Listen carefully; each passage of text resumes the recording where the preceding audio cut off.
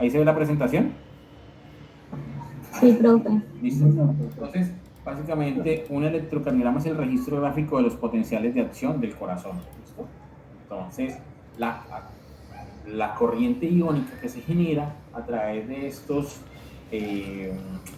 células cardíacas, ojo, porque el corazón sí es funciona como una sinapsis eléctrica. ¿Se acuerdan que habían químicas y eléctricas? ¿Sí? Una sinapsis química y una sinapsis eléctrica. Aquí las células están fusionadas, entonces le permite el paso de corriente iónica. Y eso es lo que el equipo registra, amplifica y grafica, y es lo que conocemos como un electrocardiograma. ¿Listo? ¿Y qué es lo que está graficando? Pues todos vamos nuevamente a hacer anatomía. Sabemos que el corazón tiene 4 cámaras, ¿cierto? Que tienen un nodo sinusal o un marcapasos, que es el que genera ese potencial de acción y que se va a distribuir a través de ese sistema de generación y conducción, ¿cierto? El nodo sinusal, la auriculoventricular y el haz de His y sus filas de Purkinje a lo largo de ese tejido miocárdico, ¿cierto? Entonces, eso es lo que vamos a, a graficar, lo que vamos a registrar y graficar con el electrocardiograma. ¿Listo? Es esto, básicamente, es la sumatoria de los potenciales de acción. ¿Listo? Importante, pues, para diagnóstico de arritmias, ¿cierto? Vamos a diagnosticar arritmias si mi paciente tiene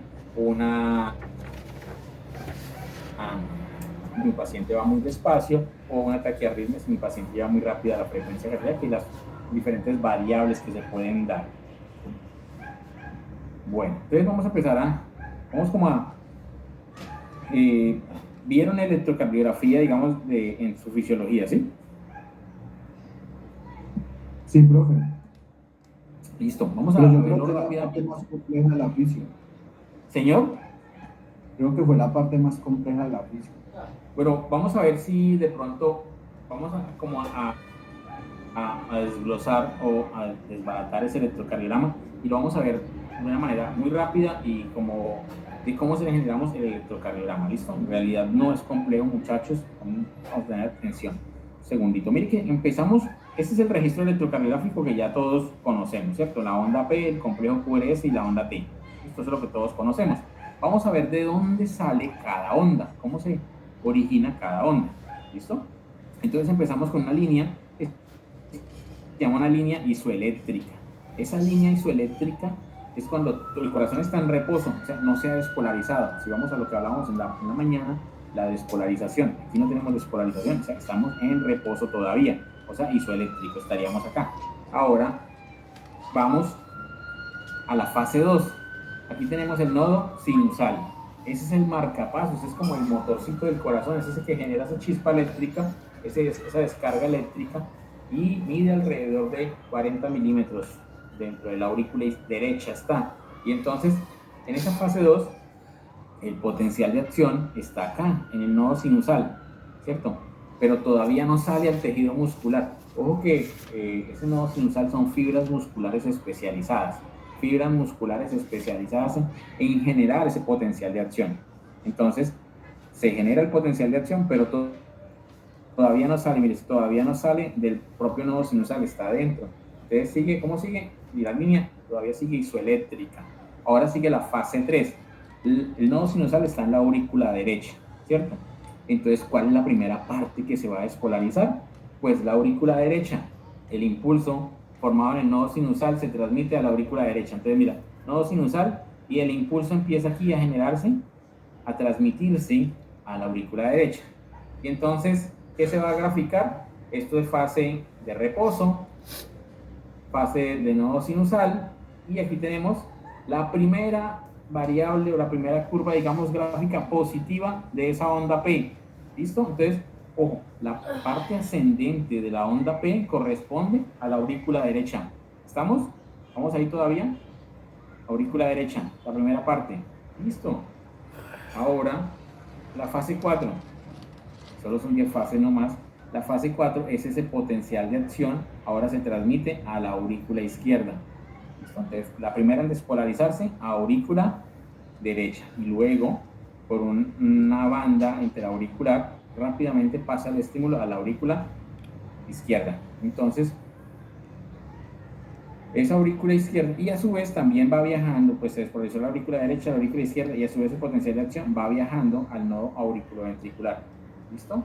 Y el nodo auriculoventricular lo transmite al haz de His, a la rama derecha y luego a la rama izquierda. O sea que aquí tenemos, miren, tenemos la primera parte, muchachos, aurícula derecha. La segunda parte, aurícula izquierda. Y luego sigue el nodo auriculoventricular. ¿Listo?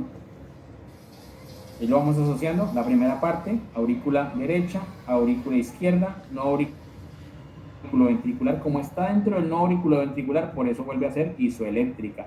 O sea, ni negativa ni positiva, isoeléctrica. Y la onda Q, que es la primera parte negativa del complejo QRS, esa está asociada al ventrículo derecho, acá, mira, al ventrículo derecho, ¿cierto? Listo. Y luego, la onda, la fase 7, es el ventrículo izquierdo. El impulso llega al ventrículo izquierdo y genera la onda R, la onda positiva, y va a generar, entonces, esto. ¿Listo? ¿Estamos?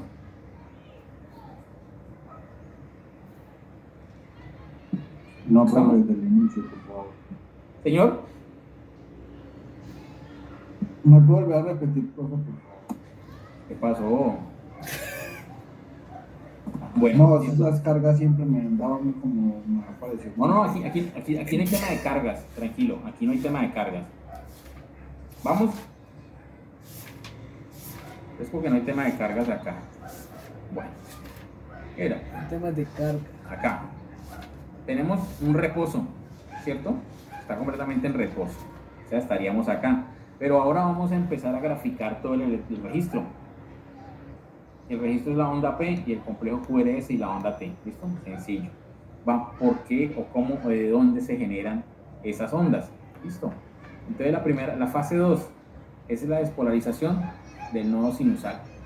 ¿Cierto? Es el lugar donde se genera, es el marcapasos, es donde se genera el primer estímulo, la primera despolarización, la que va a transmitir, donde se genera y se transmite a todo el corazón. Ese es el nodo sinusal. ¿Listo? Luego viene la fase 3, que la fase 3 es la despolarización de la aurícula derecha.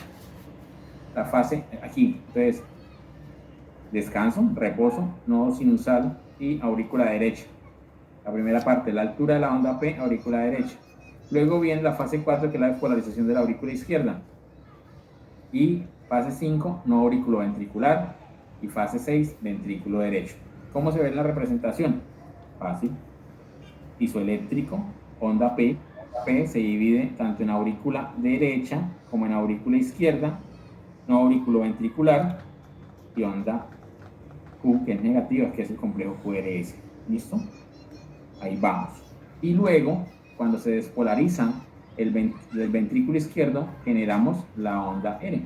¿Por qué es importante como conocer esta secuencia? Porque si ustedes tienen, vamos a ver ahorita los ejemplos, si ustedes tienen una onda P, que es esta, muy ancha, seguramente es la aurícula izquierda que está agrandada. O si tienen un complejo QRS, una onda R, perdón, pues seguramente tienen un ventrículo izquierdo dilatado o con mucha masa muscular, una hipertrofia. Vamos viendo de dónde cada onda del electrocardiograma a qué parte del tejido cardíaco corresponde. ¿Listo? Y luego sigue una fase 8, que es la fase de despolarización del ápex a la base, ¿cierto? Que es esa fase de acortamiento, básicamente. Esa es la onda S. ¿Listo? Y luego seguimos con la repolarización, o sea, cuando la masa ventricular se relaja, la repolarización ventricular. Esa repolarización ventricular le va a dar origen a la onda T. O sea, que en resumidas cuentas, la onda P es actividad de las aurículas, el complejo QRS es actividad de los ventrículos y la onda T es actividad o repolarización de la masa ventricular. ¿Listo? Despolarización auricular, despolarización ventricular y repolarización. ¿Listo? Así. Sin problema. Ahora estamos. ¿Y para qué utilizamos en la parte clínica eso? ¿Para qué? Pues los monitores de signos vitales que se utilizan en anestesia, pues tienen monitorización de electrocardiograma, entonces nos permite conocer la frecuencia cardíaca de ese paciente durante el procedimiento anestésico. Entonces la frecuencia, el ritmo cardíaco, si hay algún trastorno en la conducción, porque se pueden presentar alteraciones en la conducción cardíaca, o sea, bloqueos, o alguna zona del corazón se despolariza antes de tiempo, indicios, dice que indicios de agrandamientos, porque la única forma de saber si en realidad es grande esta cámara es con una ecografía en ecocardio, y algunas alteraciones electrolíticas que se pueden ver, y controles terapéuticos. Si tengo un paciente con una taquiarritmia y le empiezo a dar el fármaco antiarrítmico, pues lo voy a citar a los 8 días, a los 15 días, a ver cómo va, a ver si ha mejorado, ha empeorado, como control terapéutico. Si mi paciente viene porque tiene un remodelado cardíaco y hoy le tomé electro y no tiene alteraciones, está con un ritmo sinusal y lo vemos en 4 meses, ahora tiene latidos de escape, tiene complejos ventriculares prematuros, está empeorando y me sirve de pronóstico, indicador de pronóstico y mostrarle al tutor, hace 3 meses no tenía esto, ha venido con calidad de vida, pero su corazón se ha deteriorado un poco más. Esto es un otro medicamento, lo esperemos, o pues eso sencillamente nos está indicando que la enfermedad va avanzando y que pues ha empeorado a pesar de la medicación. ¿Listo? ¿Cómo se toma ese electro? Allá consiguen electrocardiogramas en la, ahí digamos donde ustedes están. ¿Hacen electros? Sí, profe, en algunas clínicas las hacen, no en todas. Ah, bueno, súper. Bueno, lo ideal es hacer un electrocardiograma de cúbito lateral derecho, ¿cierto? Esa es la manera ideal de sujetar el paciente. Eso es lo ideal y es lo que dice la literatura, ¿sí? Que sobre una mesa aislante, pero yo les digo ahora, acuesten un chihuahua, acuesten un pomerania de esa manera y pónganle la mano aquí en el cuello a ver qué va a pensar el tutor. Usted le va a ahorcar el perro. Entonces, es un poco difícil, no todos los pacientes colaboran. Este man, pues, a pesar de ser un vivo, ahí está entrenado para la foto, ese es el posicionamiento ideal, pero no es fácil mantener un paciente en esta postura. Entonces se pueden hacer de pie, en estación, porque básicamente lo que necesitamos es evaluar el ritmo, y el ritmo no va a cambiar si mi paciente está en decúbito lateral derecho o está en estación. Ya hay estudios que demuestran esto. Los equipos vienen marcados de colores, ¿cierto? Para saber dónde van ubicados, o si se tienen dudas, márquenlo con un espadadrapo, póngale miembro anterior derecho, miembro posterior derecho, márquenlos, ¿listo? La idea es que el registro electrocardiográfico tiene que ser tan fácil que yo digo que hasta la señora que de pronto sea de servicio general le pueda tomar un electrocardiograma. Eso tiene que ser muy sencillo, muchachos. Entonces márquenlo para que es poner unos electrodos, vean, ustedes ven, es prender el equipo y poner unos electrodos, y eso está marcado, ¿sí? Entonces ahí hay memotecnia, muchachos, ¿sí? Yo siempre digo, mire que en el miembro anterior va este blanco, y en el miembro posterior va el rojo. Entonces yo digo cielo blanco, llano verde, ¿cierto? El cielo es blanco y el llano es verde. Arriba, que es el cielo, entonces el miembro anterior, y en el lado izquierdo, en el lado derecho, en el lado izquierdo, muchachos, aquí no sé por qué está invertido, pero es el rojo va en el miembro anterior, perdón, el negro va en el miembro anterior izquierdo. Entonces uno dice, con el negro encima se le pone rojo abajo, ¿listo? Y no tiene pierde, ustedes no se les va a olvidar eso. Entonces ponen el electrodo negro en el miembro anterior izquierdo y el rojo en el miembro posterior izquierdo, y un electrodo que va por acá en el tórax, listo, y lo hacen el registro, muchachos.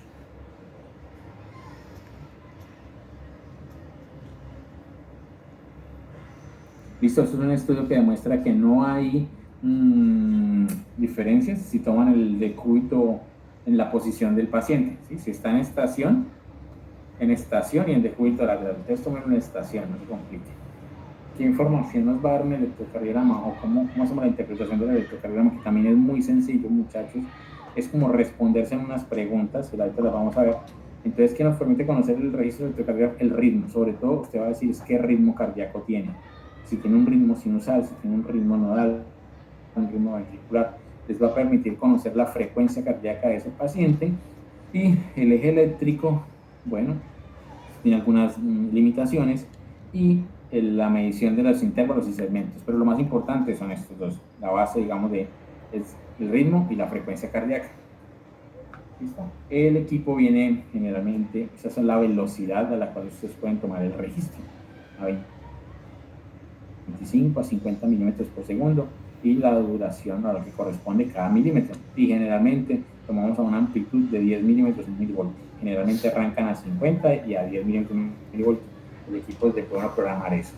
Y aquí hay unos valores de referencia, ¿cierto? Que ustedes pueden, mientras se familiarizan con los valores, pues pueden hacerse una tablita, ya tienen ahí en el celular, y entonces cuánto de pronto es la frecuencia cardíaca de cada paciente, cuánto es en los perros, cuánto puede ir, hasta dónde, los valores de referencia, la amplitud, poco a poco se van a ir familiarizando con esos valores de referencia.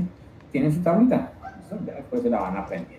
¿Cuánto es la amplitud? Miren la amplitud que es la altura, y el tiempo que es la duración, ¿cierto? La amplitud en milivoltios y la duración que es en segundos de cada intervalo o segmento.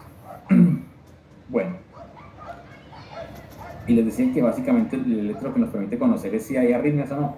Entonces, ¿qué tipo de arritmia tiene mi paciente? Lo primero que ustedes tienen que ver es si su paciente o su registro electrocardiográfico tiene onda P. Entonces, esa es la pregunta que hay que responderse. ¿Hay onda P? ¿Sí o no?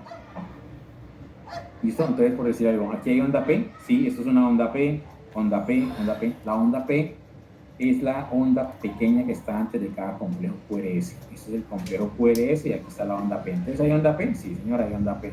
¿Todos los complejos QRS tienen una onda P? Pues vamos a ver.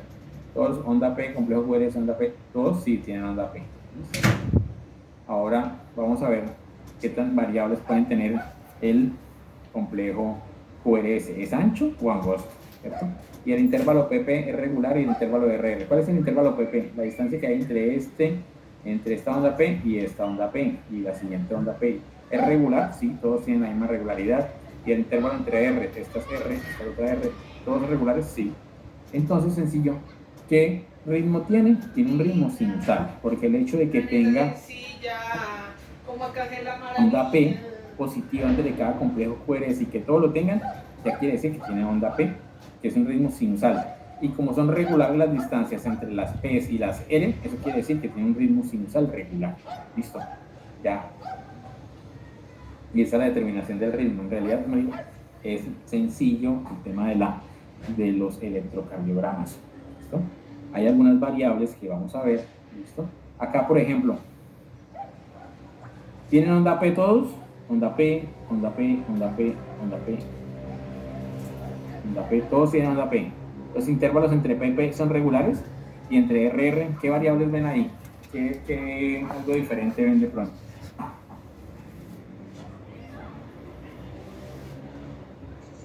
Profe, ahí hay algunos de lo que viene siendo la R, ¿sí?, que están muy distanciados, a diferencia de otros.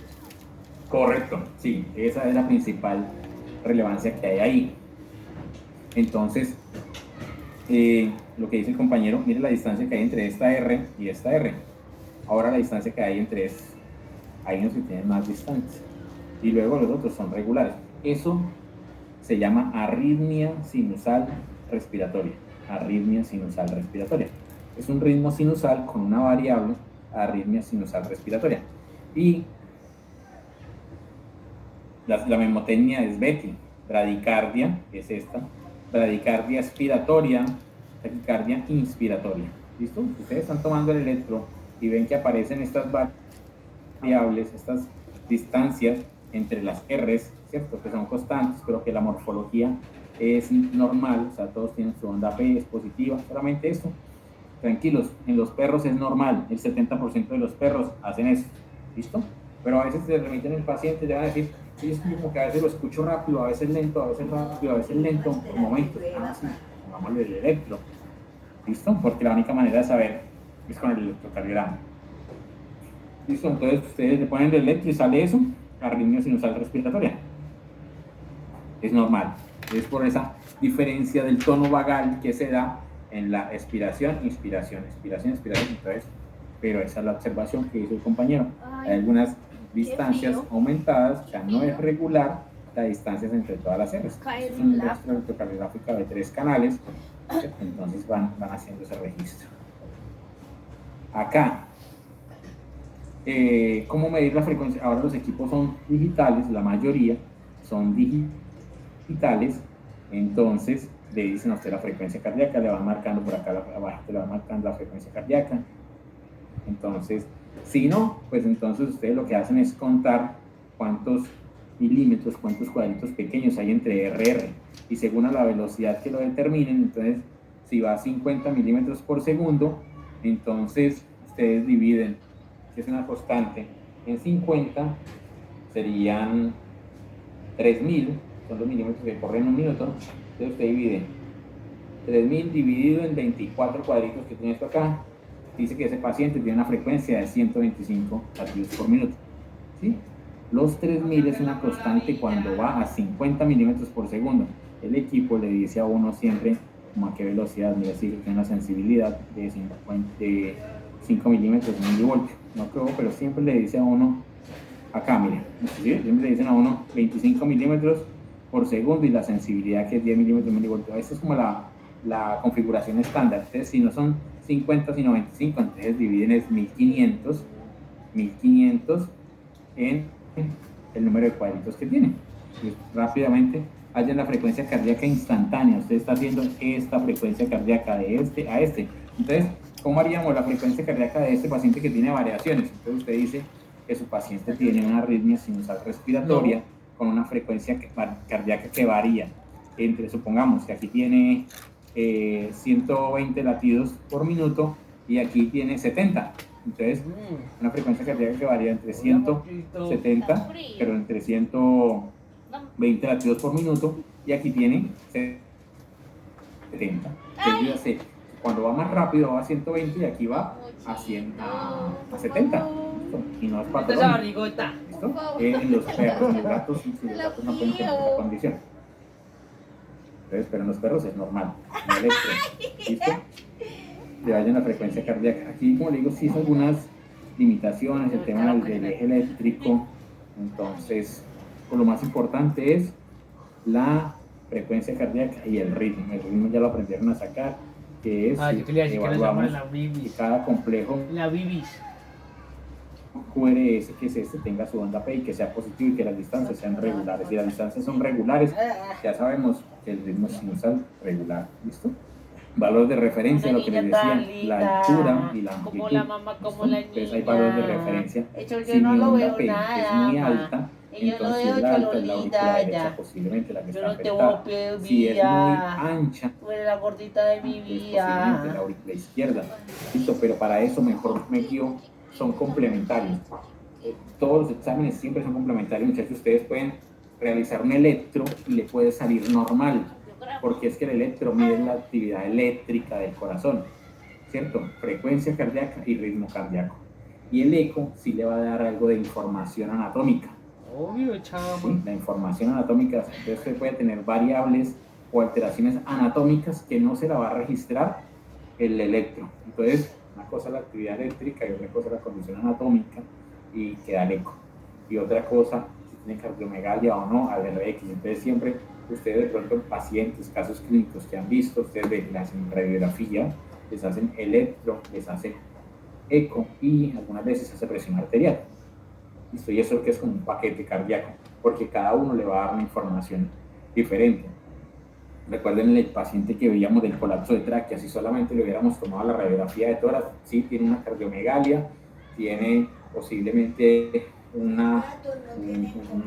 edema pulmonar, una bronquitis, ¿cierto? Pero ni el electro ni la eco nos va a mostrar el colapso de tráquea que tiene ese paciente, y el paciente tenía con tos. ¿Que va a seguir con tos a pesar de la medicación? Sí, va a seguir con tos a pesar de la medicación, pero pues es una condición anatómica del paciente.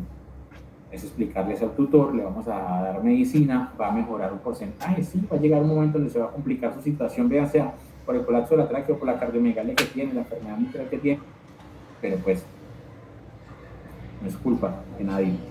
Así va a funcionar la situación con este paciente, pero tener el diagnóstico.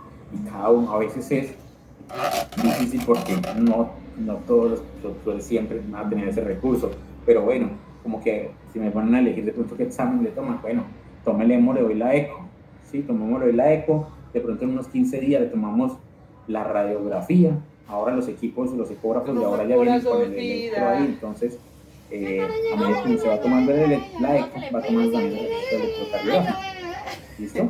Y luego le toma y dice, si en el próximo control nos vemos, ya me trae la radiografía, por supuesto, si entiende. ¿Quién le va a dar más información de todos? Es, para el tema anatómico, la eco. Pues va, si se ya me trae la radiografía, 20 días apenas pueda, porque si no puede, pues vamos a trabajar con lo que hay. ¿Listo? Entonces hay diferentes variables de la sonda P, una onda P normal, o tenemos una onda P alta, para el compañero que de pronto me decía de la enfermedad de las alturas, mira, onda P pulmonar, una onda P pulmonar porque es la aurícula derecha, entonces si tenemos alteración del ventrículo derecho, alteración de la aurícula derecha asociada a esa alteración pulmonar, entonces una onda P más alta, ¿listo? Es posible que la tenga. ¿Cómo lo vamos a confirmar? Con el electro. Vamos a ver si tiene hipertensión pulmonar, eso lo dice el eco. O una onda P muy ancha, miren, más ancha, entonces una onda P mitral, ¿listo? Mucho más ancha, entonces posiblemente tiene una aurícula izquierda grande por enfermedad mitral, por eso se llama así la onda, son las variables. Lo mismo, los complejos QRS, pero una onda P, con leche, la altura y las posibles variables. Esta onda P a veces en caballos, algunas en caballos, o en esos perros que tienen unas cardiomepatías dilatadas severas, que tanto la aurícula izquierda es grande, la aurícula derecha es grande, la aurícula izquierda no sale así. ¿Listo? Pero también, muchachos, yo creería que en el 80% de los pacientes que vemos tienen onda P normal y tienen enfermedad mitral. Tienen que ser unos cambios importantes. ¿Sí? Yo no lo escucho. Un remodelamiento muy grande para que algunas veces lo pueda registrar en cuanto al tema del agrandamiento de los atrios, la aurícula, ¿listo? Entonces, los exámenes son complementarios. O sea, el hecho de que mi paciente tenga un electrocardiograma normal no lo exonera de tener una enfermedad mitral. ¿Listo? Puede tener enfermedad mitral y su electro está normal. ¿Cómo voy a saber que tiene la enfermedad mitral con la eco? Ya le subió. Son complementarios. Pues, ya le subió. O puede tener una condición anatómica normal y tiene un disturbio eléctrico. ¿Sí? Tiene una bradiarritmia, sufre el corazón, va a 50 latidos por minuto, 55, y se sincopa cada vez que hace actividad física. Y usted le hace el eco y está sano. Está sano, o sea, sano anatómicamente su corazón. Válvulas bien, espesor de paredes bien, pero está enfermo la parte de conducción eléctrica. Hay algo que se llama síndrome del seno enfermo, le da a los Schnauzer. Entonces a veces se deteriora ese nodo sinusal y como que a veces se apaga, pues, entonces pierde o disminuye mucho la frecuencia cardíaca. Puede pasar. Y anatómicamente está bien. Entonces, siempre son complementarios. No podemos que porque tienes un electro normal, su corazón está sano. Sí, eléctricamente sí, pero anatómicamente puede tener alguna condición. Entonces, todos son complementarios. Bueno, mire que a veces se pueden dar variaciones, aquí lo que estamos mostrando son variaciones de la onda P, a veces hay unas más altas, más pequeñitas, pero siempre y cuando no se saquen de los 4 milímetros es normal. Esto no tiene que ser cuadriculado, que todas las ondas P tienen que medir 0.3 milivoltios, 0.4 milivoltios, no, pueden haber variaciones. ¿Por qué pueden haber variaciones? Porque recuerden que el nodo sinusal mide 40 milímetros, entonces según la zona donde se genera el potencial de acción dentro de ese nodo sinusal, pueden haber variaciones en la amplitud de las ondas siempre y cuando no midan más de 0.4 milivoltios. ¿Listo? Acá, estos R, aquí es importante para medir bloqueos. De pronto vieron algo de bloqueos auriculoventriculares. Acuérdense que esto es aurícula derecha, aurícula izquierda y nodo sinusal. Entonces, si esa duración es superior a 0.13, ¿cierto? Aquí está a punto Pasó. 13 segundos, entonces quiere decir que se está Nube. retrasando en pasar Nube. de la aurícula al ventrículo. Entonces hay que contar cuidadosamente ese tiempo. Hay unas reglitas o hay algunos equipos digitales que le dan ese intervalo a uno, ¿sí? Le permiten a uno medirlo. Ahora hay mucho electro que es digital y tiene un software de interpretación. Usted le marca los puntos y él se lo va a registrar. ¿Listo? Como rollo frío. Variables normales de complejos QRS, ¿cierto? Vean complejo QRS, este es el QRS, pero no en todo se va a marcar la Q y no quiere decir que esté mal, no en todo se va a marcar la S, no está normal. A veces hay complejos R, solamente se marca la R y no quiere decir que esté mal, ¿sí? Son variables normales de los complejos QRS. Amplitudes, eso es lo que les decía, que pueden armar una tablita, ahora tienen una fotico. Anteriormente uno lo que hacía era laminar el pedacito de la tablita y lo laminaba mientras uno se aprendía las amplitudes. Ahora uno puede tener la imagen ahí en el celular y la busca cada vez que la necesite mientras se familiariza. La onda T también tiene algunas variables que pueden ser positivas, negativas, bifásica positiva, negativa, bifásica negativa, positiva. Todas pueden ser normales siempre y cuando la amplitud de la onda, o sea, la altura de la onda, no supere un cuarto de la onda T. ¿Listo? Entonces, arritmias. Esta que ya hemos visto, muchachos, la Betty, ¿no? La variación que hay, ya el compañero dice. Acá que ven de pronto. Lo mismo, mira que hay aquí una arritmia sinusal respiratoria. Mira la variación que hay. Este intervalo de RR con este y aquí, ¿cierto? Hay diferentes. Se llama así, arritmia sinusal respiratoria con marcapasos migratorio. ¿Cuál es el marcapasos migratorio? Mide la amplitud de esta onda P, si compara esta onda P, con esta onda P, con esta onda P. Todas las ondas P resultan ser diferentes. No está mal. Entonces, solamente que según en el lugar donde se genere, así mismo va a ser la amplitud. Pero esto es diagnóstico de arritmia sinusal respiratoria con marcapasos migratorios. Es poco frecuente, pero lo más frecuente sí es la arritmia sinusal respiratoria. Está aquí. Está con taquicardia, 280 latidos por minuto. Ojo, tiene muchos potenciales de acción. Va muy rápido. ¿Por qué es sinusal? Porque cada complejo QRS tiene su onda P, complejo QRS onda P, complejo QRS onda P. ¿Listo? Ojo, porque va a fibrilar este paciente. Su corazón va muy rápido. Entonces, si no tienes desfibrilador, aliste la lidocaína. Y esto al 2%. Y hay que empezar a bloquear esos canales de sodio dependientes de voltaje. Si no estás en un lugar donde no tienes desfibrilador, hay que empezar o a darle medicamento, aminodaronas, que le va a ayudar también a disminuir un poco la frecuencia cardíaca cuando lo estabilizas. ¿Listo? Puede ir muy rápido. O por el contrario, mire que puede ir muy lento. Una bradiarritmia, una bradicardia sinusal. ¿Por qué es sinusal? Porque antes de cada complejo QRS tiene su onda P, complejo QRS, onda P, perdón, con P, complejo QRS. P y es regular. Las distancias son regulares. ¿Listo? Este tiene una variación que es una taquicardia auriculoventricular. ¿Por qué auriculoventricular? Porque mire que la onda P aquí es negativa. O sea que el potencial se genera en el nodo sinusal y en lugar de bajar, entonces sube hacia el nodo sinusal. Aquí se despolariza del auriculoventricular al sinusal, o sea, hacia arriba, y por eso entonces la polaridad acá cambia. Es poco frecuente. Estos se llaman complejos ventriculares prematuros. Se perdió. Aquí va, mire la onda P donde viene.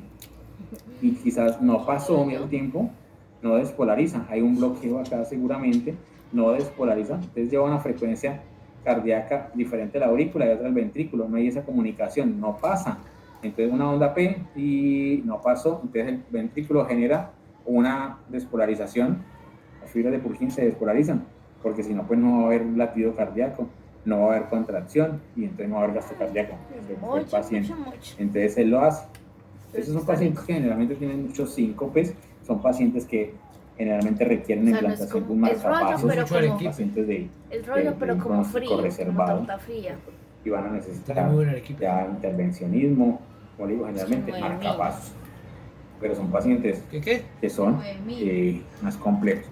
¿Cómo pueden empezar? Haciendo esos electrocardiogramas de pronto para sus valoraciones prequirúrgicas o familiarizándose con registro electrocardiográfico durante la cirugía, qué variaciones hay, ahí pueden empezar a hacer el seguimiento, porque básicamente lo que tenemos allí es la representación gráfica de la sumación de todos los potenciales de acción que están ocurriendo en ese corazón, potenciales de acción. ¿Listo? Que pueden ir muy rápido o pueden ir muy despacio. Necesitamos mantenerlos en unos valores compatibles con la vida y con la seguridad anestésica generalmente del paciente. Entonces, Mamá, mira. hay que empezar de pronto, según la raza, la edad, si tiene soplo, hacerle un electrocardiograma al paciente. A veces de pronto entramos a cirugía y ni siquiera hemos hecho de pronto una auscultación detallada del paciente, de pronto no tenemos un electro, y qué tal que mi paciente esté bradicárdico y cuando yo le aplico los anestésicos más lo voy a deprimir y se me va el paciente. Listo, si está bradicárdico antes, sí o sí necesito anestesiarlo, pues necesito tomar las medidas preventivas. Ya sé que mi paciente es bradicárdico, entonces necesito aplicar medicina para subir un poco su frecuencia cardíaca está y más mantenerla estable despachado. durante la cirugía. Porque recuerden que gasto cardíaco es igual a frecuencia cardíaca, ¿cierto? Por volumen latido.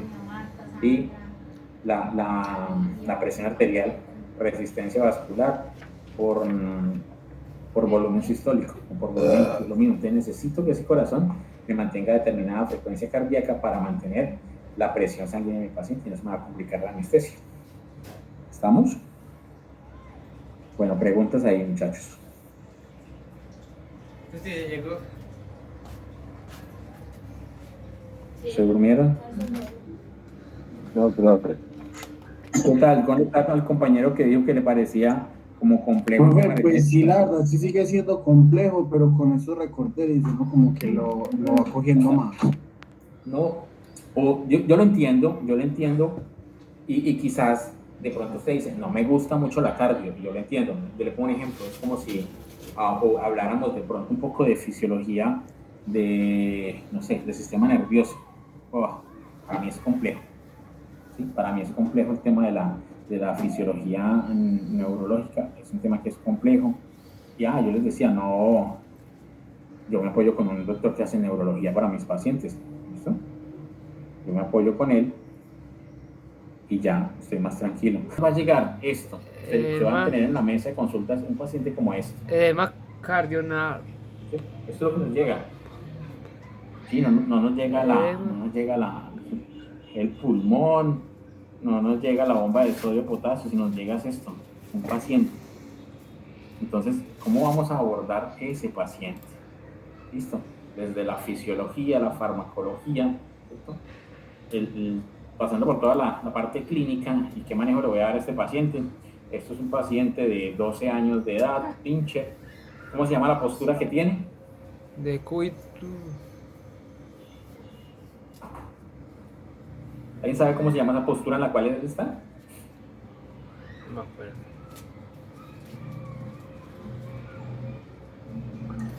Pues yo la conozco como postura de perro sentado. Listo. Eso se llama una posición ortopnéica. ¿Listo? Pues ya pues Es ortopnea. Está con ortopnea. ¿Cuál es la posición de ortopnea? Cuello estirado. Abre los codos, está sentado para que el contenido abdominal vaya a caudal. ¿Listo? Esta es una postura ortopnéica. Miren la dificultad o el esfuerzo respiratorio que tiene el paciente. ¿Listo? Está con disnea. ¿Qué tiene el paciente? Nosotros lo que vamos a empezar a indagar. ¿Por qué? Porque se lo traen, porque desde anoche está con esa condición respiratoria. Eso es lo que vamos a tener. Pulmonar, ¿cómo es? ¿Listo? ¿Qué tiene? No sé. Vamos a empezar a indagar con ese paciente. Cardiogénico. Que tiene 12 años y que tiene, el motivo de la consulta, 12 horas con ese patrón respiratorio. No se acuesta. O este otro, muchachos. Se llama pulmonar cardiogénico, algo así. ¿Cómo llega? Mira esa disnea que tiene, ese esfuerzo respiratorio que hace, mucosas cianóticas y lo mismo. 12, 14 horas que no se acuesta el paciente. ¿Sí?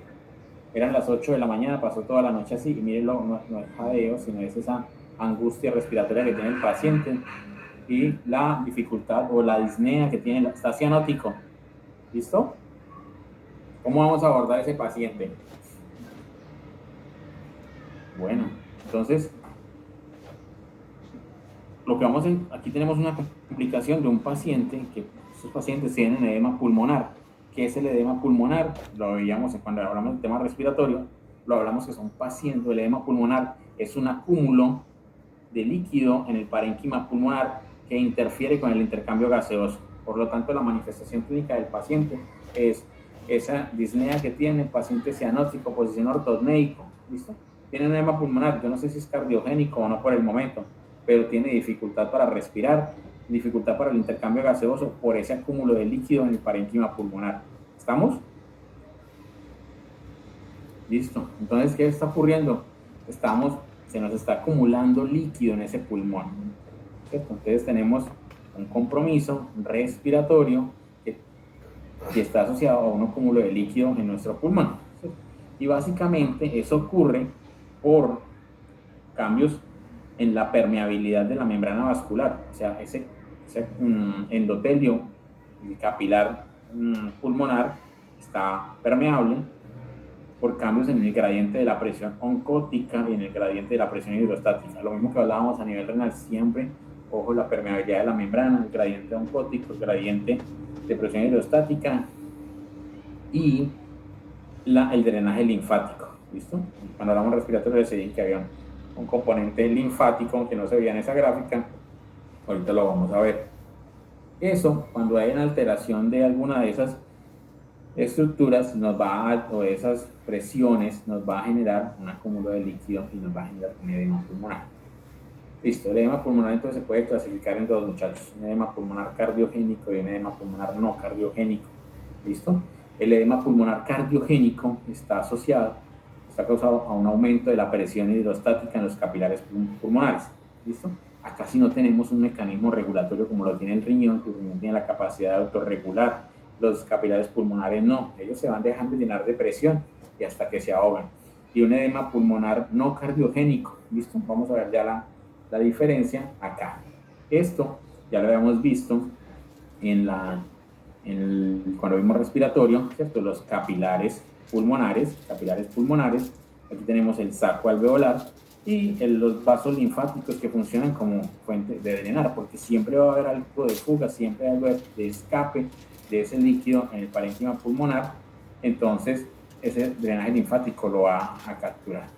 La situación cuando tenemos un edema pulmonar cardiogénico, mire cómo aumenta la presión hidrostática, mire cómo aumenta el tamaño de ese capilar. Tenemos un capilar más grande, mayor presión, está congestionado, por lo tanto va a aumentar la permeabilidad del líquido y entonces ahora a ese conducto linfático le toca trabajar más para eliminar, pero no da abasto y termina llenando de líquido ese edema. Es un edema alveolar. ¿Y cómo es la sintomatología clínica del paciente? ¿Cómo llega? Como los dos proyectos que vimos inicial, con un edema, con una dificultad respiratoria, llegan cianóticos en posición ortosneica, ¿listo? Y la otra posibilidad del edema es el no cardiogénico.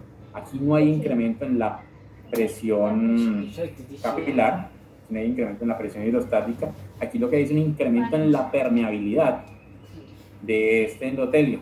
Y entonces se fuga mucho líquido que no puede capturar o no puede drenar, se satura el sistema linfático de drenaje y entonces termina por acumularse ese líquido acá. Entonces básicamente está asociado a pacientes con sepsis, pacientes más como de origen infeccioso. Mira que tenemos una acumulación de neutrófilos, hay proteínas, los pacientes con neumonía, pacientes que han inhalado humo o algún agente irritante, ¿sí?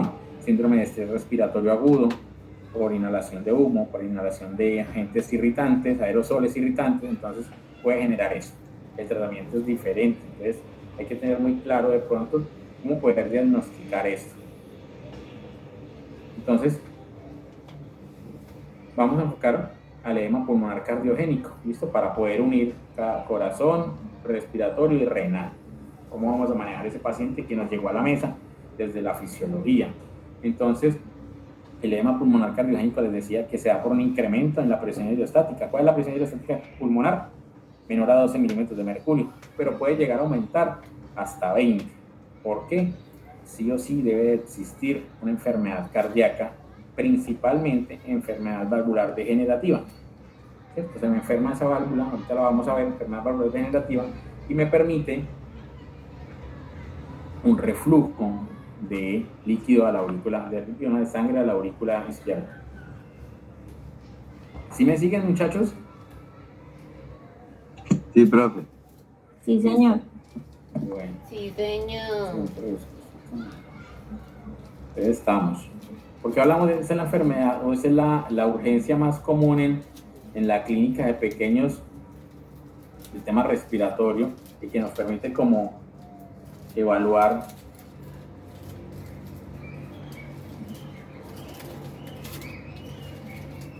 que nos permite unir y que podamos integrar esto, fisiología clínica, farmacología. ¿Listo? Entonces, ¿qué tenemos? Un aumento de la presión capilar, un aumento de la presión capilar pulmonar, ese incremento en la presión hidrostática, ¿cierto? Me genera un incremento en la permeabilidad, mucho líquido, literal, se llena de líquido el saco alveolar. ¿Listo? Y va a generar un edema pulmonar cardiogénico, un acúmulo de líquido y el paciente llega con dificultad respiratoria. Y usted decía, ¿cuál es la principal enfermedad? ¿Listo? Los dos pacientes que ustedes vieron en la mesa son pacientes de edad avanzada, de talla pequeña, tienen soplo mitral. Entonces, lo más probable es que tengan enfermedad valvular degenerativa, que es la válvula mitral que se deteriora esa válvula mitral y ahorita vamos a ver cuál es el normal, la anatomía un poquito de esa válvula. Y la otra posibilidad, pero son perros grandes que tengan cardiomapatía dilatada y menos probable es un congénita, un conducto arterioso persistente, pero son como las tres posibilidades de enfermedad cardíaca que me desarrollen edema pulmonar. ¿Listo? Entonces, lo más frecuente, enfermedad valvular de perros viejos. Si fueran perros grandes, podríamos hablar de cardiomapatía dilatada, y si fueran cachorros, podríamos hablar de ducto arterioso. Por eso es importante el antecedente, la anamnesis del paciente. Bueno, esta imagen, muchachos, vamos a empezar a ver, estaríamos dentro de la aurícula izquierda, esta es la aurícula izquierda, la válvula mitral, ¿sí la ven? Pasamos al ventrículo izquierdo y ahora desde abajo vamos a ver, desde el ventrículo izquierdo vamos a ver la válvula mitral. Eso es lo normal, la válvula tiene que abrir y cerrarse así. Pasamos al ventrículo y ahora está la válvula mitral, ya tiene que abrir y cerrarse, eso es lo normal. Y la sangre se iría por la aorta, eso es lo normal. ¿Sí? ¿Vieron el videito? Medellín. Yo ¿Me lo tengo siguen? que ver.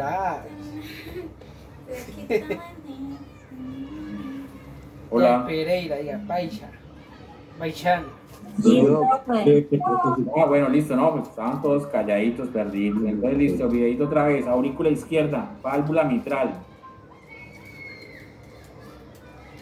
Ventrículo izquierdo, válvula mitral y válvula aórtica. Eso es lo normal, así tiene que funcionar. Eso es lo que funciona, así funciona normalmente. ¿Listo? Pero, perros viejos, la válvula mitral se deteriora y les da enfermedad valvular degenerativa. La aurícula izquierda se aumenta tanto de tamaño que puede llegar a rasgarse en esas fibras musculares, pierde un poco la capacidad de contracción. Sí, lo que veíamos allá de las sarcómeras, que baja la tensión un poco, se estira demasiado, incluso al punto de llegar a rasgarse un poco ese atrio. ¿Listo? Entonces, eso es lo normal, pero enferman y les da enfermedad valvular degenerativa. Esas cuerdas tendinosas, esas valvas se deterioran y entonces ahora la válvula ya no cierra bien, deja un espacio. Y al dejar un espacio, entonces tenemos una regurgitación mitral, una insuficiencia mitral, un soplo mitral. Y el consenso o el Colegio Americano de Medicina Interna crea una guía, y de hecho hay muchos consensos. Ustedes entran dan a esta página, Advin, y le dicen consenso Advin, y le salen de lo que hay, son gratis. Entonces, consenso mitral, consenso de hipertensión pulmonar, consenso de hipertensión sistémica, consenso de diabetes, consenso de todo el consenso, que es la guía, muchachos, para ustedes empezar a manejar los diferentes pacientes. O sea, entonces, muchos de los tratamientos, abordajes, están recomendados por el Colegio Americano de Medicina Interna Veterinaria. Es como una guía. ¿Conocían eso? ¿Conocían el Advin? no, Doc, yo eso no lo conocía. Bueno, entonces los que se van a dedicar a Pues, los o sea, pequeños... sí lo había visto, pero no sabía que eso era el enfoque, como que no me lo habían explicado así. Bueno, los que se van a dedicar a los pequeños, desconozco cómo es el tema en los grandes animales, pero los que se van a dedicar a la clínica de pequeños, el ADVIN es el colegio, o es la abreviatura del Colegio Americano de Medicina Interna. Son los que marcan la pauta, la guía, las directrices para el tratamiento de diferentes enfermedades. Tratamiento de enfermedad crónica, tratamiento de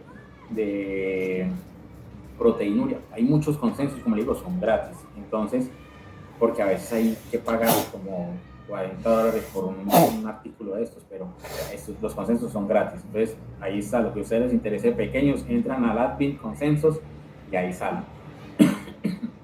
Entonces, eso les va a marcar la pauta. Manejo de, por ejemplo, sé que hay consenso de trombocitopenias, cómo manejar una trombocitopenia. Entonces, uno se va guiando por el admin, qué dicen, qué recomiendan. Entonces, para que lo tengan presente, admin. Bueno, entonces el admin, esta gente desarrolló unas recomendaciones para nosotros de cómo manejar esos pacientes con enfermedad mitral. Entonces, y nos ayuda clasificando. Entonces, clasifica a esos pacientes por grupos. Estadio A, pacientes en riesgo. ¿Cuáles son esos pacientes en riesgo, doctores? Los pacientes en riesgo son perros de razas pequeñas con alta predisposición. Entonces, como los Cavalier, unos que parecen como unos Cocker, ¿sí? Todos los caniches, Yorkies, Terrier, todos los perros de talla pequeña. Perros de talla pequeña son pacientes con riesgo a desarrollar enfermedad mitral. Entonces, ¿eso qué quiere decir? Si usted está ejerciendo como veterinario y le traen un paciente de 8 años, un poodle de 8 años, un Yorkie de 8 o 10 años, hay que auscultarlo, porque estamos frente a un paciente que tiene riesgo de desarrollar enfermedad mitral y no lo sabemos, ¿cierto? El perro no sabe que tiene riesgo de desarrollarlo. Entonces nos toca auscultarlo porque el único signo que va a tener en algún momento solamente va a ser el soplo. Entonces ausculten, uso de su semiología y auscultar el corazón. ¿Listo? A empezar a entrenar ese oído. Poco a poco ahí compran un buen fonendo y hacen uso de su semiología de cómo se ausculta el corazón y el pulmón. ¿Listo? Entonces, pacientes A, pacientes con riesgo. ¿Listo? Signos clínicos, ninguno. No hay soplo cardíaco, no hay cambios estructurales en su corazón. Está sano, el hermano no sabe que puede llegar a tener enfermedad. Entonces, es un perro sano, de raza predispuesta, que no requiere tratamiento. Entonces, vino hoy a vacuna, tiene 8 años. Entonces, hay que auscultarlo y estar pendiente y de pronto recomendarle un control general en unos meses, o luego cada 3 meses viene a su desparasitación o a su tableta de garrapatos. Siempre ausculten a esos pacientes mayorcitos, auscúltenlos, ¿listo? Porque les dije, es que no nos va a llegar la bomba de sodio, no nos llega la nefrona, la neurona, nos llega el paciente, y ese paciente que nos va a decir que puede en algún momento llegar a tener un soplo porque está predispuesto. Entonces, vamos incluyendo ahí la semiología. Ahora también hay un estadio B. El admin dice que hay pacientes A y hay pacientes B. Y los pacientes B tienen un soplo, ¿cierto? El único signo que tiene es un soplo.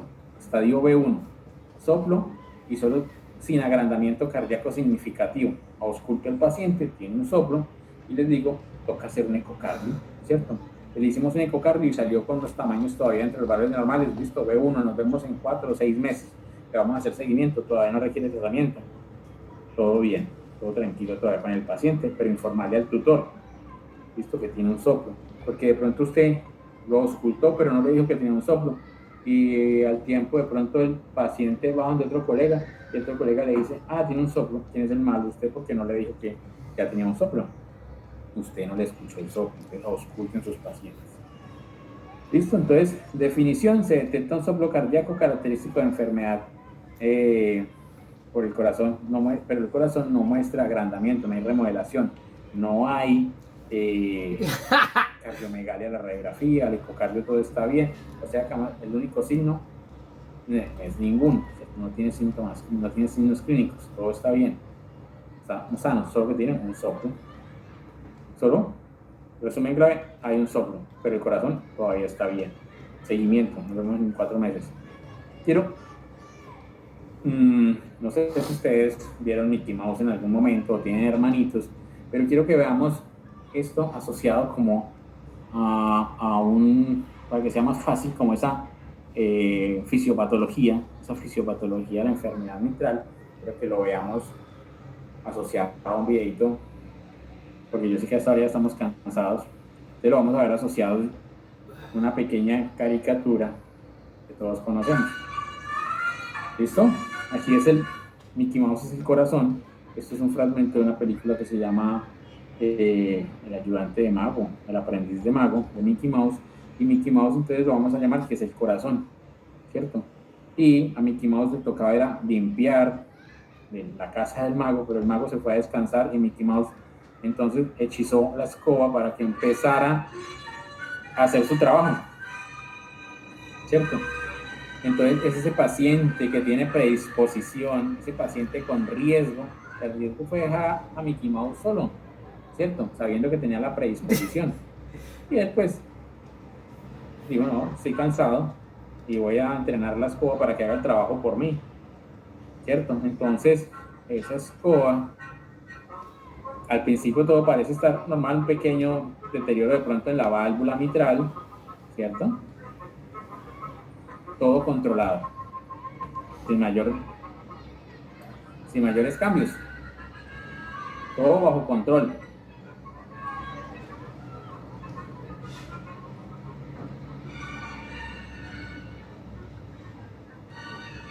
¿Listo? Es como cuando ese corazón de pronto empieza a enfermar, pero es asintomático, ¿cierto?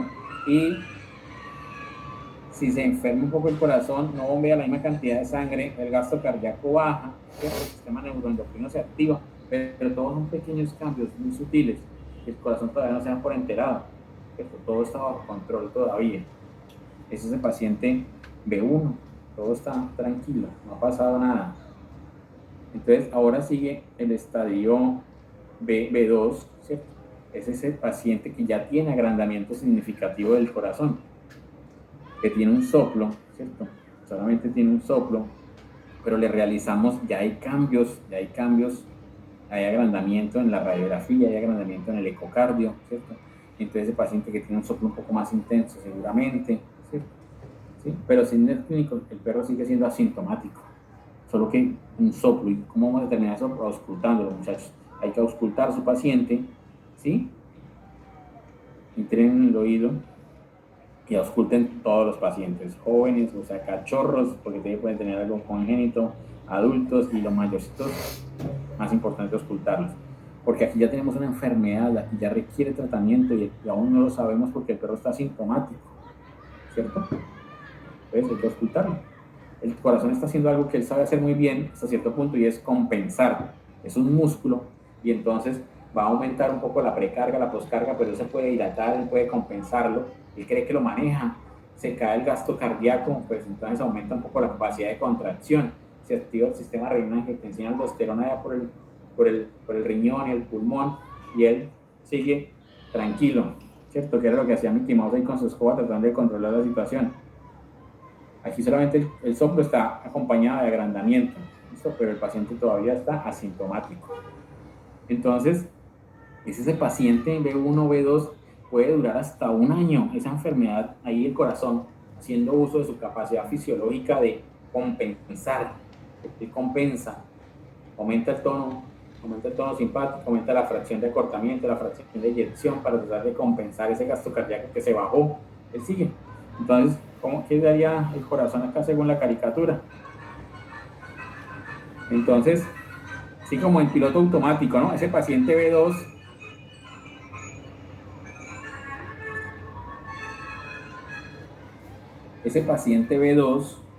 asintomático, que ya tiene cambios en su corazón, ¿cierto?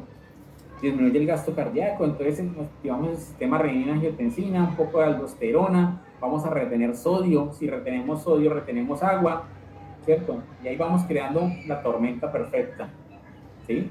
Y acuérdense que Mickey Mouse se quedó dormido y está soñando, pero todo eso está pasando asintomáticamente, él no se ha dado cuenta, ¿sí? ¿Y qué estamos haciendo? Reteniendo sodio, reteniendo agua, ¿sí?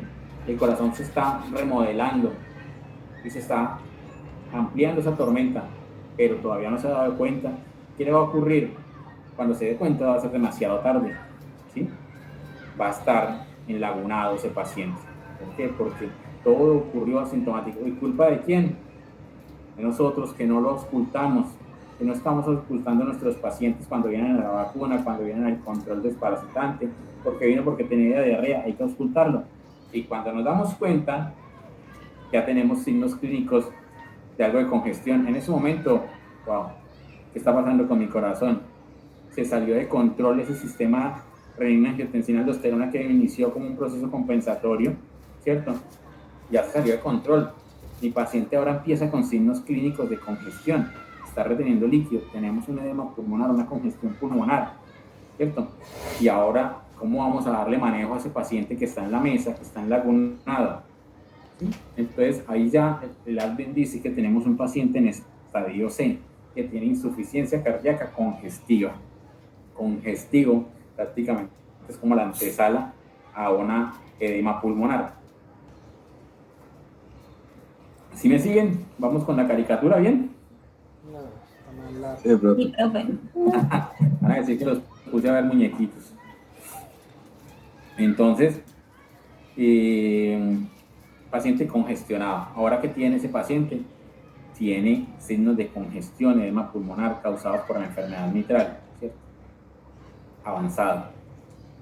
Y en gran parte culpa de nosotros, los veterinarios, que no estamos auscultando el paciente. Pudo haber pasado 1 año, 8 meses, el paciente tenía soplo, pero no fuimos rigurosos en el proceso y el paciente avanzó asintomático, él compensó, ¿sí? Sistema neuroendocrino, renina, angiotensina, aldosterona, reteniendo sodio, ¿cierto? Y está compensando. Ese riñón está sufriendo porque, como decía el compañero, tenemos una caída del gasto cardíaco, ya está ese riñón también sufriendo, reteniendo más sodio, aumentando el desgaste del consumo de oxígeno, ¿cierto? Y es ahí cuando él decía, el compañero decía, que el paciente renal podría ser cardiópata o el cardiópata podría ser riñón, terminar siendo renal, sí. Tenemos ese riñón trabajando más, tenemos un pulmón con algo de líquido en su pulmón, en su parénquima. El paciente va a empezar con esa disnea. Listo. Entonces, ahora, ¿qué signos clínicos tiene? Dificultad para respirar, disnea, tos, en reposo o en la noche, intolerancia al ejercicio, síncopes. Intolerancia al ejercicio, pues tiene un paciente que tiene un gasto cardíaco bajo, que tiene dificultad para hacer el intercambio gaseoso, pues no va a querer correr, ¿sí? O sube las escaleras y se desmaya, sale a saludar al propietario y se desmaya. Ese es el síncope. Está congestionado, está agudo. Ese paciente requiere hospitalización, terapia de emergencia. Vamos a estabilizar ese edema pulmonar, vamos a ponerle oxígeno a ese paciente, ¿sí? Necesitamos ayudarlo. Y hay un paciente C2 que es el crónico, que ha sido estabilizado y ahora requiere un manejo en casa, medicamentos para la casa, manejo, paciente crónico. Listo. Ahora, ¿qué va a pasar con mi paciente que está luchando? Ya se dio cuenta que está congestionado el corazón, se acaba de dar cuenta que lo que él estaba compensando, que en un principio creía que era bueno, que era el sistema renina-angiotensina-aldosterona, él pensaba que era bueno, aumento de ese tono simpático, aumento de esa frecuencia cardíaca, él pensaba que eso era bueno, pero no, lamentablemente resultó que era una congestión o lo llevó a una complicación de los signos. Ahora viene como a ver qué puede hacer, ¿cierto? ¿Cómo podemos? Entonces, ¿qué hace? Se le ocurre tratar de mitigar el problema, pero la cura resulta ser peor, ¿cierto? Porque ¿qué hace? Aumenta más el tono simpático, ¿cierto?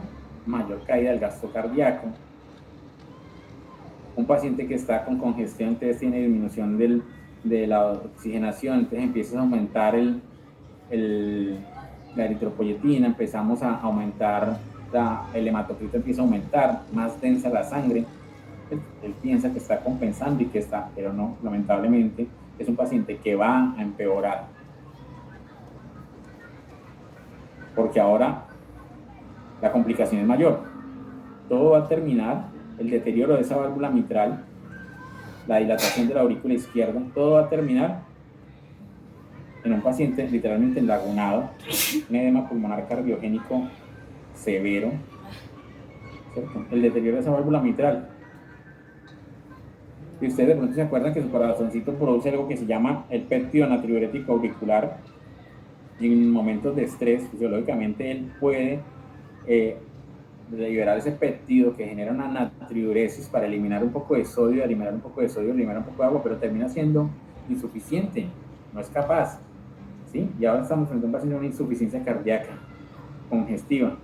Y ahora sigue el D. ¿Qué dice el Advent? Pacientes D son pacientes refractarios o en estadio terminal, ¿cierto? Que se complica y tiene muy mal pronóstico, muchachos. Esa enfermedad no tiene cura, ¿cierto? Un deterioro silencioso inicialmente y luego progresivo, y va a generar un paciente que no va a responder al tratamiento, no va a responder a la terapia de oxígeno, y es el paciente que va a fallecer, ¿cierto? Y ahí es lo que llamamos de pronto el naufragio, ¿cierto? Perdón. Entonces, tratando de compensar, obviamente no, es como ese paciente que no recibe tratamiento, ¿cierto? Porque el doctor no lo llevó a tiempo, o porque de pronto por desconocimiento no nos dimos cuenta que estábamos frente a un edema pulmonar, pacientes en laguno, ¿cierto? Lleno de ese edema pulmonar, una aurícula izquierda completamente remodelada, de pronto con alguna arritmia, ¿cierto? Y ahí es cuando el corazón se dio cuenta que todo lo que pensó que estaba haciendo, que estaba bien, que le iba a ayudar a compensar, era nada. Sencillamente es ese paciente que se va a ir. Y es el que nos va a llegar quizás ya a la clínica, nos va a llegar ese domingo en la noche, o en lunes festivo, ¿sí? Como que sálveme el perrito, ¿sí? Y cuando ustedes van a intentar hacer la maniobra de intubar el paciente, poner oxígeno, estaríamos frente a esto. Literalmente inundado ese paciente, ese pulmón. Eso es un paciente con edema pulmonar, es un paciente mayor, lo intubaron. No sé si han visto esto, es un paciente con edema pulmonar cardiogénico severo. ¿Sí ven el video, muchachos?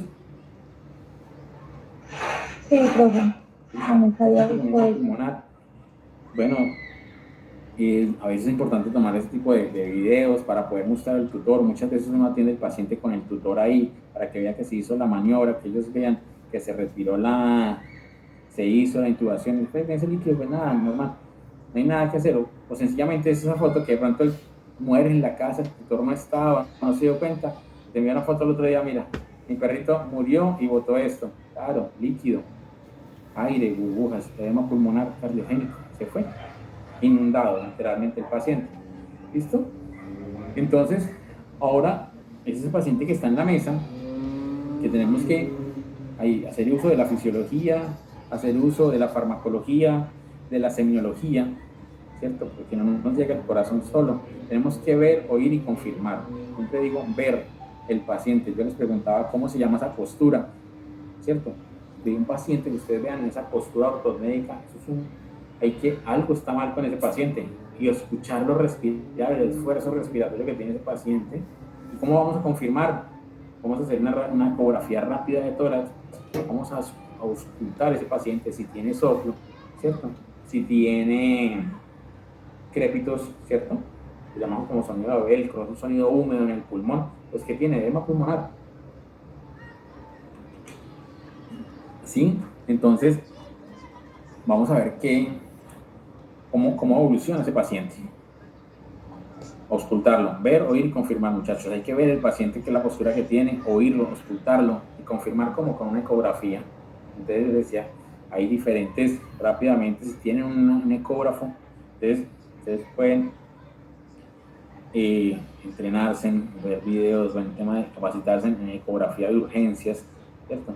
Entonces, si ven este tipo de líneas, o lo llaman líneas B o cohetes pulmonares, eso quiere decir que su pulmón está húmedo, pequeña, con un soplo, pues tiene edema pulmonar. Listo. No hay nada más, hay que entender lo que tiene edema pulmonar.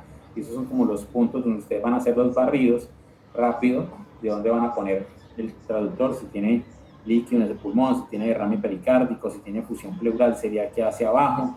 Entonces, si tiene fusión pleural, como veíamos cuando veíamos respiratorio, pues hay que hacer una punción y retirar ese líquido. Si tiene fusión pericárdica, hay que llenar una pericardiocentesis. O si hay edema pulmonar, oxigena ese paciente, doctor, y diuréticos. ¿Listo? Esta es una imagen que la hablábamos con el compañero, la relación aurícula izquierda-aorta. Mire que ese es el tamaño normal, la que veíamos esta mañana era mayor, pero así tiene que ser aorta, aurícula izquierda, y esa relación no debe ser superior a 1.6. ¿Listo? La radiografía sí, ideal, eso nos va a ayudar al diagnóstico, pero no va a un paciente, cualquiera de los que vimos al principio de esta presentación, si ustedes lo ponen en la mesa, lo van a el paciente lleva horas que no se acuesta, porque el pulmón que queda abajo se va a colapsar. Si ustedes estresan a ese paciente, en la radiografía seguro que se va a quedar. Entonces, hagan la ecografía mejor, lo auscultan, tiene soplo, está cianótico, empiezan a oxigenarlo y seguramente es una edema pulmonar. Apenas estabilicen el paciente, ahí sí le vamos a tomar una radiografía, porque es importante para ver que su corazón está grande, que tiene algo de líquido y tener el diagnóstico, informarle al propietario, ¿cierto? Pero primero estabilizamos al paciente. No lo vamos a poner de primera intención, no, porque el diagnóstico no lo va a salvar, necesitamos estabilizarlo, lo va a salvar el oxígeno. Entonces, ¿qué hacemos? ¿Mi paciente es cardiópata o no es cardiópata? No sé, porque a veces estamos empezando, todavía no tenemos el oído entrenado para auscultarlo, necesitamos saber si mi paciente es cardiópata o no, nos podemos apoyar, porque mira, este paciente llega con dificultad respiratoria, ya hemos visto ese video, ¿no? Llega con dificultad respiratoria, pero el paciente no es cardiópata, tiene un líquido, tiene una fusión pleural, ¿cierto? Listo. Otro paciente, este es mi chiste, también lo hemos visto esta mañana, ¿listo? Biotórax. Entonces, también tiene dificultad respiratoria. O sea, no todo el paciente, el mensaje es que no todo paciente que tenga dificultad respiratoria es cardiópata, no. Su corazón puede estar bien, y eso es un paciente mayor, pero tiene otra condición. Entonces, por eso es importante el barrido ecográfico para ver, como tal, ver el paciente como un todo. ¿Es pulmonar o es cardiópata? ¿Listo? Y no sé si han escuchado, han leído sobre este biomarcador que se llama el NT-proBNP, uno lo llamamos como proBNP, es un biomarcador, así como utilizamos creatinina para evaluar la función renal, aquí utilizamos el proBNP para determinar, nos puede ayudar, aquí dice, el proBNP puede servir como prueba en el punto de atención para perros con dificultad respiratoria, perros disnéicos, ayudando a la evaluación de la enfermedad valvular degenerativa, donde los signos clínicos son, donde las ayudas diagnósticas son especializadas, son limitadas. Estamos en un lugar remoto, no tengo ecografía, no tengo rayos X, puedo tener una prueba de proBNP y saber si mi paciente la dificultad respiratoria es porque es cardíaco o porque es respiratorio. Nos ayuda. ¿Listo? Es una pruebita, una prueba rápida. Y vean los biomarcadores. Nos pueden ayudar como biomarcador en perros con disneas, ojo, pero no todos los perros que tengan el proBNP alto son cardíacos, hay que evaluar muy bien el paciente, porque mira que pacientes que tienen arritmias, sepsis, tromboembolias pulmonares también pueden tener proBNP alto y no necesariamente su corazón esté enfermo, entonces hay que evaluarlo con precaución. Bueno, y ahora sí, ¿cómo vamos a evaluar nuestro plan terapéutico de ese paciente que tienen en la mesa? Furosemida. ¿Dónde actúa la furosemida? Ya sabemos, esta mañana vimos que actúa en el asa de Henle, ¿cierto? En la parte gruesa, ascendente gruesa del asa de Henle. Bloquea el transportador 2-clorosodio-potasio. Allí actúa la furosemida, es un diurético de techo alto, muy eficiente. Entonces vamos a aplicar furosemida. Vamos a darle oxígeno a ese paciente porque está cianótico, porque su mecánica respiratoria está comprometida porque tiene líquido en el pulmón. Entonces vamos a darle oxígeno a ese paciente y vamos a aumentar un poco la fuerza de contracción de ese paciente, de ese corazón. Le vamos a dar un soporte inotrópico, vamos a aumentar la capacidad de contracción y algunas veces puede ser necesario sedar ese paciente porque está estresado, está angustiado, ¿cierto? Y eso genera más demanda de oxígeno. Entonces aquí estamos actuando, mire que vemos hasta dónde llama la fisiología renal, ¿cierto? Pasando por la farmacología de cuál es el medicamento que le voy a dar, dónde actúa, ¿cierto? La fisiología, la capacidad de contracción de ese músculo, la sedación que hablábamos esta mañana, le podemos dar una benzodiazepina, le podemos dar butorfanol, que pronto lo vieron con su profe de fármaco, donde actúa ese paciente ese fármaco para relajar a mi paciente, ¿cierto? Y disminuir el estrés y la demanda de oxígeno. Pero es esto lo que tenemos que, digamos, incorporar o interrelacionar cada sistema y cómo voy a manejar mi paciente que tengo en la mesa, ¿sí? Entonces, ¿cómo actúa la furosemida? Es el tratamiento, el pilar del tratamiento, la dosis, cómo la vamos a manejar de 2 a 4 miligramos por kilo. Ya sabemos dónde va a actuar, en el asa de Henle, bloqueando el 2-clorosodio-potasio. Si lo podemos manejar en bolos, cada 2 o 4 horas o infusión constante. ¿Sí? Hay que tener cuidado cuando el manejo de infusión constante. Seguramente con su profe vieron cómo es las diluciones y las precauciones que hay que tener para manejar una furosemida de infusión constante. ¿Listo? Aquí hay un artículo Ya no me quita de eso. el Journal de Veterinaria Ya no me quito esto cuando me lo puse. de Tus días. ventajas y desventajas de utilizar la furosemida de infusión constante. Dice que si yo le doy furosemida a mi paciente, la infusión constante va a durar menos tiempo hospitalizado, pero tengo mayor riesgo de generar una deshidratación en mi paciente. Entonces terminan por recomendar que puede ser mejor administrarla en bolos intravenosos y estar haciendo el seguimiento del paciente. ¿Listo? Nosotros generalmente lo manejamos a bolos. ¿Listo? Oxígeno, eso es lo que les decía. Esta es la cánula, no sé si de pronto ya la han visto, la han instalado. Una cánula nasal, muchachos, es importante la cánula nasal, no poner la manguerita ahí en la fosa nasal del paciente, no es tan eficiente, gastamos mucho oxígeno. Entonces ponemos una cánula nasal, ¿cierto? Una sonda, número 8, número 6, depende del tamaño del paciente, ponemos algo de lidocaína en jalea para anestesiar esta zona, medimos el canto medial y le ponemos la canulita y ahí ponemos el flujo de oxígeno directamente en la fosa nasal. Va a ser mucho más eficiente, menos traumático al paciente, menos estresante. Y lo único tedioso son los punticos que no se va a cogerle, pero el paciente llega tan estresado que no se deja poner los puntos sin tanto problema, porque el hecho de ya tener la sonda va a respirar mejor.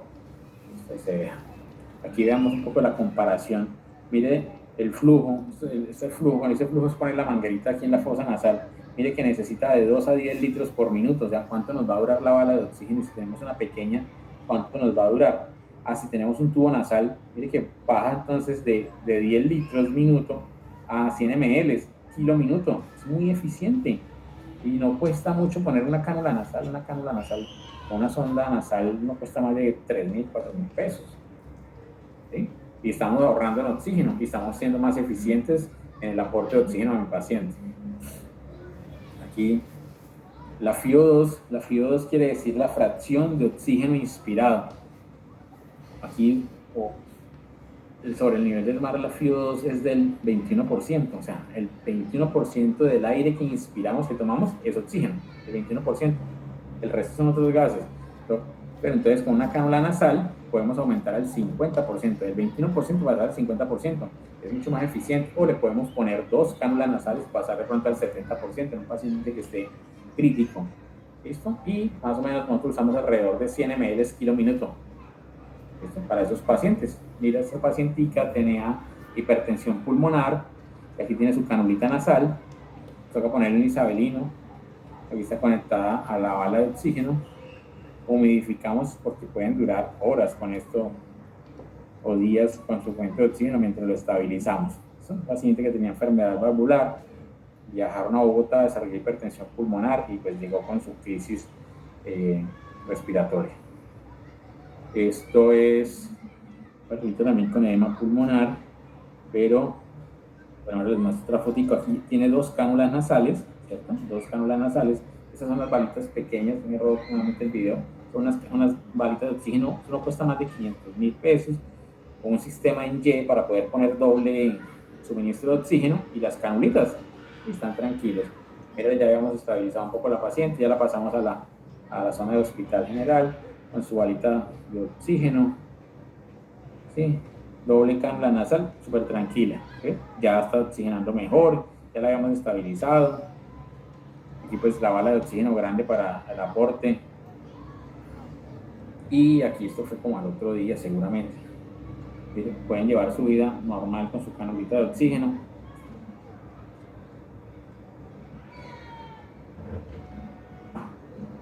¿Listo? Ya suena como de hospitalización general. Bueno. ¿Qué más? Vamos a darle soporte inotrópico. Entonces vamos a actuar un medicamento que se llama Pimobendan. Este Pimobendan, muchachos, actúa. Por ahí se acuerdan de la troponina C que hablábamos esta mañana. Esta mañana hablábamos de la troponina C que se une al calcio. Ella actúa ya, este fármaco actúa ya. El Pimobendan a una dosis de 0,3 miligramos por kilogramo, va a actuar que su corazón tenga mayor capacidad de contracción, porque es un corazón que está remodelado, está grande, necesitamos contraerlo mejor. ¿Listo? Y también funciona como tiene un efecto de inotropismo, aumentando la fuerza de contracción, y también tiene un efecto vasodilatador. Entonces se dice que es un inodilatador, es el único medicamento que hace esto, que aumenta el corazón a la contracción, aumenta la contracción del corazón, pero también inhibe la fosfodiesterasa 3 para reducir la precarga y la poscarga al mismo tiempo. Entonces, si no tenemos este medicamento, el Primobendan, es dobutamina infusión. ¿Listo? Esta es la dosis, lo manejamos, esto sí es infusión constante. Bueno, esta es el pacientico que veíamos en el momento cuando llegó con mucha angustia respiratoria. Entonces lo que hacemos es sedar a ese paciente, ponemos tubo endotraqueal, mira, está saturando súper bien, 97, alta su frecuencia cardíaca, y estamos pues pasando medicamento como una infusión con el perfusor y estabilizando ese paciente. ¿Listo? Entonces cuando llegó y luego lo pasamos con la cánula, retiramos el tubo endotraqueal y empezamos a dar suministro de oxígeno con tubo nasal, que era el que veíamos. La misma pregunta que veíamos que estaba tomando líquido en las diapositivas anteriores, ¿de acuerdo?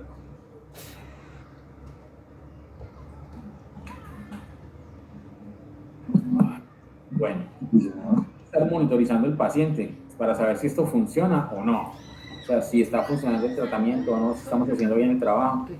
Entonces, ¿qué vamos a hacer? Pues medir sus constantes. Entonces, si tienen la opción, pues está conectado a una constante. Entonces, sabemos la frecuencia cardíaca, la saturación de oxígeno, la frecuencia de pulso, presión arterial. Todos pueden estar midiendo en el paciente esas constantes fisiológicas. ¿Listo? Entonces, hay que estar monitorizando el paciente. Frecuencia cardíaca, presión arterial, saturación de oxígeno, producción de orina. Si es un macho, lo intuban, es fácil ponerle la sonrita nasal del machito para la monitorización de la producción de orina, porque le di un medicamento que lo va a poner a orinar.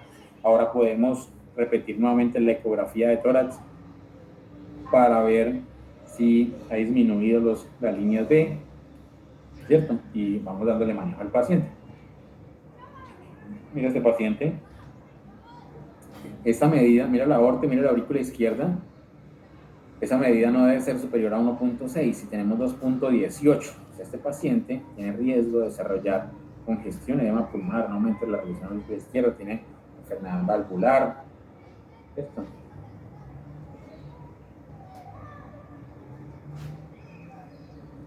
Listo. Entonces, ¿qué vamos a...? ¿Qué ustedes tienen que, digamos, muchachos, como llevar presente? Tienen que estar tranquilos ustedes para poder actuar y transmitirle también esa tranquilidad al propietario, ¿cierto? Y también tienen que bajar el estrés del paciente. Si está con mucha dificultad respiratoria, hay que poner un tubo endotraqueal, entubarlo. Entonces siempre la tranquilidad, ¿cierto? Oxígeno y sedación. Hay que oxigenar al paciente, ¿cierto? Cánula nasal o tubo endotraqueal.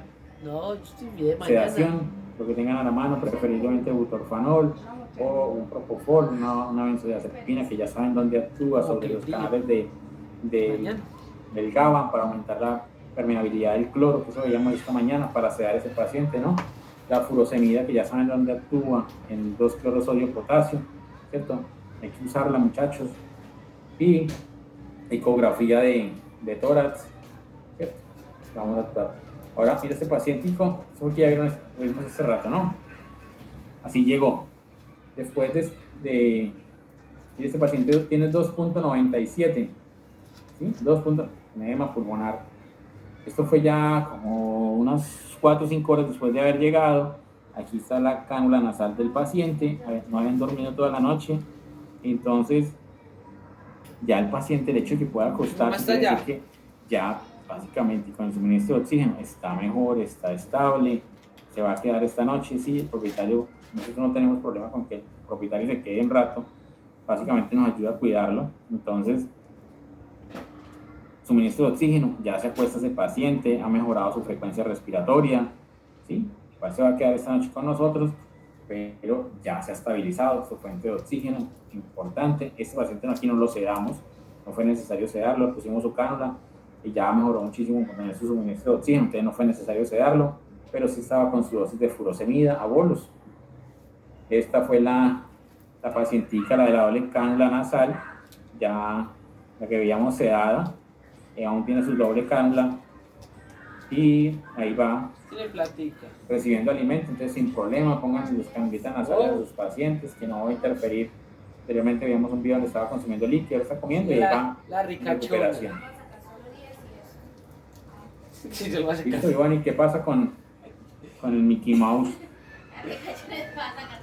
Pero ¿Listo? se me hizo acordar Entonces, estos días de una cosa. Muchachos, ahora ustedes Digo abordando que eran desde la 4 millones y se fisiología, llevan 500. ustedes abordando desde la Cuéntelo así, fisiología, 500 más su 700, fisiología, su 1.200.000. clínica, porque hay que integrar Así todo. la broma moral. Entonces, pueden Sino que ella lograr también, con sus ella conocimientos tiene de razón, pero fisiología, yo no lo había visto anatomía, como para farmacología, demorarlo. clínica, Porque yo estaba inmunología, pensando como así, no, esto me ustedes ahora van a está, me poder quiere dar a mí darle la manejo cabeza. a esos pacientes que tienen esa dificultad respiratoria por una edema pulmonar, instaurar una terapia crónica Sí, para por eso le estabilizar a ese digo. paciente. Porque Sí. a mí, como si apenas hubiera dado 700, a mí me parece. Pero la situación pues va a seguir. No, eso que usted había dado más, usted había dado crónica, degenerativa, el paciente va a seguir 1.200.000, complicado, 1.700.000. ¿cierto? Pero pues ahora viene la terapia para enviar a casa, Exactamente. ¿cierto? Ya la otra semana le Ahora llega entonces, la... ¿qué enfermedades de base tiene ese paciente? ¿Qué exámenes requiere? ¿Qué control requiere? Y pues hay que seguir manejando ese paciente. Toca sacar pues el arreglo de la... ¿Listo? Ahí sigue, de nuevo, a seguir con su trabajo. Y ustedes hacerle seguimiento, pero ya saben que no lo pueden dejar solo porque saben lo que es Como posible que 35 pase, mil. lo que puede llegar a pasar con ese paciente. ¿Sí? No lo dejen solo. Controles, seguimiento. ¿Listo? Bueno, muchachos, ¿cómo les fue? Bien, profe.